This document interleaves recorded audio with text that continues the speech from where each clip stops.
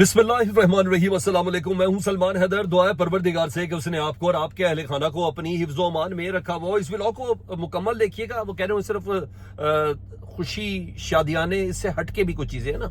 जी हाँ, political arena में कुछ नई अहम मूवमेंट हुई है, कुछ पैगामात हैं इस व्लॉग के अंदर जो एस्टेब्लिशमेंट की तरफ से हैं पाकिस्तान की सियासी क़यादत को, वो तो मैंने साथ आपके साथ शेयर करना है। और हाँ, इस अपॉर्चुनिटी को पाकिस्तान की एस्टेब्लिशमेंट किस तरीके से अवेल कर सकती है, वो भी एक बहुत बड़ा अहम मौजू होगा जिससे मुतालिक मैंने आपको बताना है। अडियाला, इमरान खान साहब, इन तमाम चीज़ों से मुतालिक चीज़ें हैं। लेकिन दुश्मन भी बहुत सी चीज़ें सोच रहा है। दो वीडियोस मैं कोशिश करूंगा कि मैं आपको दिखाऊं कि असल इंडिया के अंदर क्या चल रहा है। डोनाल्ड ट्रंप सऊदी अरब तो पहुंच गए हैं। जी हाँ, ये इस पूरे एरिया के अंदर चीजें बिल्कुल जरा 2 + 2 4 नहीं है, 3 और 5 हो सकती हैं। तो रिक्वेस्ट ये है कि इस व्लॉग को मुकम्मल देखें। सबसे पहले मैं जरा एक चीज बता दूं, पाकिस्तान के साबिक जैसे फॉरेन सर्विसेज के आपको पता है जफर हिलाली साहब, बड़ा नाम है उनका, वो इस चीज को प्रिडिक्ट कर रहे हैं। उन्हें कहा, I implore our leaders not to take anything for granted. There will be an other round soon, during which India will escalate. मैंने कहा इंडिया का जो इंडिया टीवी है ना, वो हिंदूज को रिफ्लेक्ट करता, और नरेंद्र मोदी साहब भी कह चुके हैं कि इतनी ज्यादा जलालत के बाद कि हमारा ऑपरेशन सिंदूर अभी चल रहा है, मैंने कहा जरा किसी वजह से इन तमाम चीजों को है तो पाकिस्तान को बिल्कुल रेस्ट पोजीशन के अंदर नहीं आना चाहिए। उन्होंने कहा इतनी जल्दी नहीं हो सकता, ये सिर्फ और सिर्फ 12 दिन का सीज फायर है। ये जफर हिलाली साहब कह रहे हैं। उन्होंने कहा just 12 days ceasefire only to regroup. ठीक है, इस वक्त जबरदस्त इत्तेहाद की जरूरत है। तो मैं पाकिस्तान की एस्टेब्लिशमेंट से, सियासी जमात से कोई ऐसी बेवकूफी ना कर देना, अडियाला के बाहर, पाबंदियों के बाहर कोई ऐसी चीज ना कर दीजिएगा। ये बड़ा आइडियल मौका है, इसको कैश करवाएं सर। और मैं इस अप्रोच के साथ हूं कि 12 दिन का सिर्फ सीज फायर है। अभी तो हमने इंडस वाटर ट्रीटी का वो खत्म करना है, ना हुआ तो हमने क्या करना है, एक्ट ऑफ वॉर हम डिक्लेयर कर चुके हैं, तो उस हिसाब से दीजिएगा। उन्होंने कि रीस्टॉक कर रही है अपने आप को and reassess the target. When the pause is over, IAF will resume with attacks on Pakistan air force air bases. सिर्फ 12 दिन का जरा चीजें वीजें सारा जरा इकट्ठी कर रही हैं, कुछ मजीद टेक्नोलॉजी है, कुछ इन सब चीजों के साथ। इजराइल आपको पता है उसकी भी एयरफोर्स बड़ी तकड़ी है। तो उन्होंने कहा जरा प्लीज, उन्होंने कहा ये खबरें मैं ना जितनी भी इंफॉर्मेशन है यूएस स्टेट और डिफेंस और पेंटागन के साथ, जी हाँ, उनके जराये के साथ बात कर रहा हूं, हवाई बात नहीं कर रहा। यूएस, अमेरिका का पेंटागन और डिफेंस, जी हाँ, उनसे बात करके बात कर रहा हूं। तो प्लीज ईज पे नहीं रहना। इधर पाकिस्तान ने बगैर किसी छुपाए को बताए, जारी बात है हमारा नुकसान है, हमारे शोहदा हैं, सिविलियंस हैं, उनकी आज लिस्ट बाकायदा आईएसपीआर ने जारी की है। भारतीय जारियत के नीचे में 11 सिक्योरिटी एहलकारों ने जामे शहादत नोश किया, आईएसपीआर ने कंफर्म किया, जिसमें से जो 5 हैं वो एयरफोर्स के हैं जी, जो ग्राउंड में इंजीनियरिंग स्टाफ था, जिसमें एक विंग कमांडर भी शामिल है, और ये चीज़ें, और बाकी 40 सिविलियंस हैं जिससे मुतालिक हुआ है, जिसमें 22 के 23 बच्चे और खवातीन शामिल हैं। ये भारत की जमाबंदी थी ना। तो इन तमाम चीज़ों के साथ 40 शहरी हैं, 7 खवातीन और 15 बच्चे जिसके अंदर शामिल हैं। टोटल 121 मासूम शहरी जख्मी हुए हैं, जिसमें 10 खवातीन और 27 बच्चे शामिल हैं। यहाँ तो ये चीज़ होगी। मैं अब जरा इंडिया का प्रोस्पेक्टिव बता रहा हूँ कि इंडिया के अंदर क्या उनकी, वो लोग ना वाकई कहते हैं ना आदम बेजार हो गए नरेंद्र मोदी के हवाले से। ये मैंने कल भी आपको एक वीडियो आपके साथ शेयर की थी, जरा ये सुन लें। मेरा ख्याल है आपको बहुत चीज़ों का अंदाजा हो जाएगा कि इंडिया अपनी फजाइया के नुकसान को खुद कबूल कैसे कर रही है, और मोदी सरकार से सवाल कर रही है, उनकी पॉलिसियों पर तनकीद कर रही है, उनके मीडिया के प्रोपेगेंडे को चैलेंज कर रही है। जरा ये जल्दी से सुने, फिर मैं आपको कुछ और सुनाता हूँ। 3 राफेल मार गिराए उन्होंने, इस पे कोई सवाल क्यों नहीं कर रहे हैं? तो साहब उस पे नहीं कहेंगे, मैंने उन्हें बठिंडा का दिखाया, मैंने कहा एक मेरे पर्सनल नॉलेज है, बाकी 2 मुझे अदर सोर्सेज से पता है। तो अब आप एक बात बताइए, आपने तो बड़ी प्रशंसा करके जो 526 करोड़ का मिल रहा था राफेल, वो 1670 करोड़ रुपए का खरीद के बड़े बखान किए थे। देश का यही मीडिया कैसे राफेल ये कर देगा, राफेल वो कर देगा, चीन डर गया, ये डर गया। और अब क्या हुआ? अब एक भी छू नहीं है किसी से, कोई नहीं कह रहा है पंपोर में मिला वो क्या था, अखनूर में मिला वो क्या था, और बठिंडा में एयरबेस के पास जो खेतों में मार गिराया गया वो क्या? पंपोर, अखनौर, कोई बठिंडा। नहीं। अच्छा, मैं मीडिया की स्थिति देख रहा हूँ, सबको पता है, वहां उसमें लिखा हुआ भी है, उसके जो मलबा है उस पे नाम भी लिखा हुआ है उसका। बावजूद इसके देखिए किस तरह की खबर छापते हैं, बठिंडा में प्लेन क्रैश, 2 की मौत, जांच में जुटी एजेंसियां। ये देखिए इंडियन एक्सप्रेस क्या लिखता है, unidentified aircraft crash in village near Bathinda air force base. भैया रात को 2 बजे कोई ऐरा गहरा तो नहीं होगा। ये देखिए दैनिक भास्कर, पंपोर में स्कूल की छत पर गिरा लोहे का ढांचा, धमाके। मतलब ये भी नहीं लिख पा रहे हैं कि भैया वो विमान का अलग दिखाई दे रहा है, वो आप दिखाइए ना, ये मोहर भी उसकी लगी है, ये दिखाइए ना, क्यों नहीं दिखा रहे? यह दशा है, जिस मीडिया की यह दशा हो उससे आप क्या उम्मीद करेंगे? सर, जिस मीडिया की ये दशा हो उससे आप क्या उम्मीद करेंगे? वो अब खुद सबूत दिखाना शुरू हो गए हैं और 3 जगहों के नाम भी बता रहे हैं, बठिंडा, अखनौर, श्रीनगर, ये तमाम चीजों का वो खुद बता रहे हैं। विमान जहाज को कहते हैं, ये इंडियन मीडिया बता रहा है। तो अब तो हम कामयाबी इन तमाम चीजों को समेटा, लेकिन सर इसका जवाब एक देना है, नहीं तो ये अखट इंडिया और ये तमाम चीजों का ये तो सारा रह गया। अब जहन क्या है? अब वो राहुल गांधी को जरा सुने सर, उसने आज अपनी पार्लियामान में खिताब करके क्या कहा है, तस्लीम किया है पाकिस्तान को। उन्होंने कहा इस वक्त इंडिया की बेहतरीन जो स्ट्रेटेजिक मूव होती है ना, आंखें खोले, इंडियन कौम आंखें खोले। मैं हुकूमत को बताना चाहता हूं जी, I want to tell Indian nation and government to open their eyes. There is a very powerful force standing against you. ये कह रहे हैं, सुन ले जरा। मैंने कहा जरा इस तरह एक नए तरीके से जरा इन चीजों को सुने तो आपको पता चलेगा। 1 second, please. The single biggest, you can ask anybody who understands, the single biggest, this is fundamental for India. And what you have done,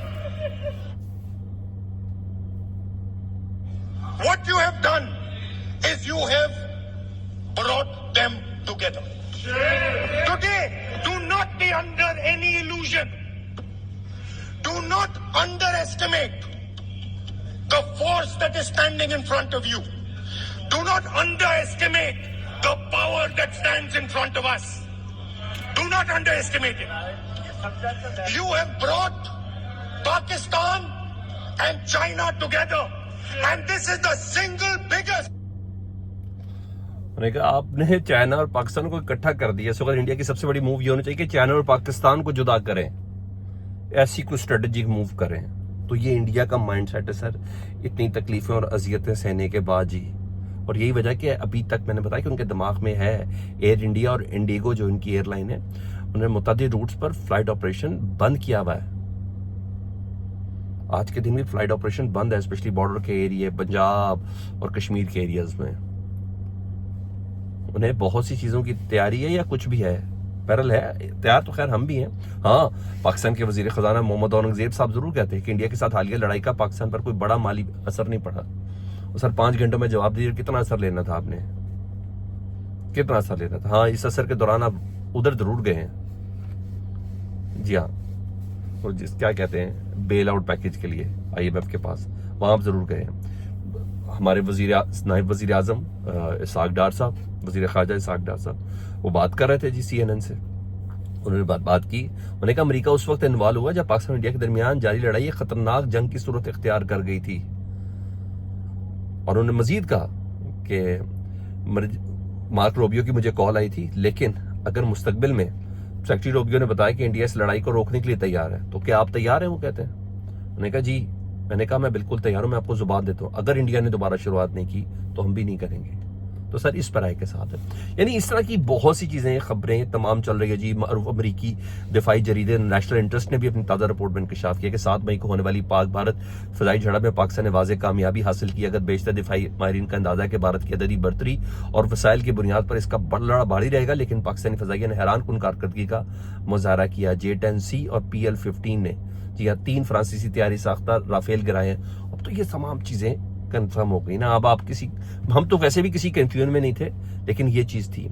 इस मौके में ना सर, आज मैंने कहा मैं जरा पॉलिटिकल कुछ चीज़ों को ना ब्लेसिंग ऑफ डिस्गाइज होता है, चीज़ों को ना कुछ आप अच्छी मूव के अंदर ले सकते हैं। अंसार अब्बासी साहब आपको पता है अस्करी हलकों के बहुत ज़्यादा करीब होते हैं और उनकी PhD भी पाकिस्तान तहरीक इंसाफ और अस्करी हल्के ही हैं, जिस तरह की खबरें रिपोर्ट होती है ना। तो उन्होंने आज एक मदासराई का बड़ा ज़बरदस्त कॉलम लिखा जो मैं भी एक्सेप्ट करता हूँ। इस अगर पाकिस्तान की भारत के खिलाफ फौजी कामयाबी के नतीजे में कई फ़वाद हासिल होने की उम्मीद है।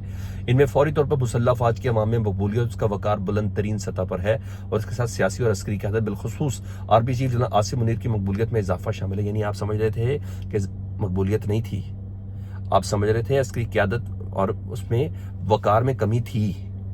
चलें आप ये तो बात मान रहे हैं जी। उन्होंने कहा वक्त इस तारीखी मोड़ पर भारत के साथ होने वाली अपनी हालिया फौजी लड़ाई में पाकिस्तान का फतहयाब होना मुल्क की तारीख में एक अहम लम्हा है। इस कामयाबी के नतीजे ने पाकिस्तान भर में कौम का सर फख्र से बुलंद किया। ठीक है जी। वज़ीर आज़म शहबाज शरीफ, आर्मी चीफ आसिम मुनीर की क़यादत को मज़ीद मुस्तहकम किया और तजियाकार पाकिस्तान की इस कामयाबी को एक नादिर और फैसला कुन कामयाबी करार दे रहे हैं। अच्छा, यहां तक तो बात समझ में आ गई। साथ ही उन्होंने ना कहा कि पाकिस्तान का जो हाइब्रिड डेमोक्रेसी इस वक्त निज़ाम है, हाइब्रिड डेमोक्रेसी यानी फौज और फौज से मुतल्लिका फौज के पसंदीदा लोग इस वक्त हुकूमत के अंदर हैं। हुकूमत की पसंदीदा फौज नहीं है, फौज के पसंदीदा लोग हुकूमत के अंदर। This is called hybrid. बाकी जो मोहसिन नकवी साहब की शक्ल में और वज़ीर आला बलूचिस्तान साहब की शक्ल में और ऐसे कई वज़ीर ख़जाना की शक्ल में ये सारी चीज़ें जो इंडक्ट की गई हैं पाकिस्तान के सिस्टम में, this is called hybrid system. तो उनका ये कहना है कि इससे ना पाकिस्तान तहरीक इंसाफ की जो पोजीशन है वो उन्होंने का काम हुई है या वो उस पोजीशन पे नहीं है जिस पोजीशन पर इनको होना चाहिए। तहरीक इंसाफ एस्टेब्लिशमेंट में मौक़ों को किस तरह दुरुस्त तब्दील करती है। तो नहीं भाई, अगर यही मौका है ना, अगर इसको वाकई कैश करें तो सबसे बेहतरीन तरीका ये, अगर इसका मुवाजना कर रहे हैं तो अगर पोजीशन ये थी और ये थी ना तो बराबर अगर हो गई है ना तो इस मौके पे तस्वीर की बात है। और सर कोई चीज लॉन्ग लास्टिंग नहीं है, ये वक्त है फिक्र का। मेरा मशवरा है, मेरा अंसार भाई साहब आपको ही मशवरा है, आपको जो खबर दे रहा तो उसको ये मशवरा दे दे। ये चीजें एहतियात के साथ चलने वाली है। मैंने आपको पिछला सारी तमीद इसलिए बांधी कि हमला मजीद यकजहती है, कोई ऐसी बोंगी नहीं कीजिएगा। आज देख रहा हूं मैं अडयाला जेल के बाहर फिर इमरान खान साहब की बहनों से मुलाकात में तरद्दुद हो रहा है, एक अजीब गरीब सीन बना हुआ उधर।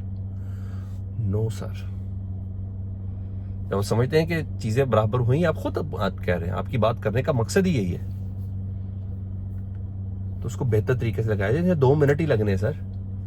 यही PTI की फोर्स जो थी जिसको आप क्या कहते हैं कीबोर्ड वॉरियर, जिस तरह उन्होंने तुन के रखा ना, ऐसे नहीं ISPR DG ISPR उनका शुक्रिया अदा कर रहे थे, ऐसे नहीं शुक्रिया, मकरूस लफ्ज इस्तेमाल किया, ऐसे नहीं कह रहे थे। और सर ये पहले से भी पाकिस्तानी है, ये पहले से ही सबके साथ है, ये पहले से पाक फौज हमारी है, हम पाक फौज के साथ हैं, ये सबका मानना यही है। मगर सर इस जो काम था कमाल तरीके से किया, कमाल तरीके से किया दिफा के हवाले से। बाकी जो काम पॉलिटिकल फोर्सेस का है वो उन्हीं को कर रहे थे, तो सबसे बेहतर है। तो मेरा आपको इस सिलसिले में ये मशवरा होगा।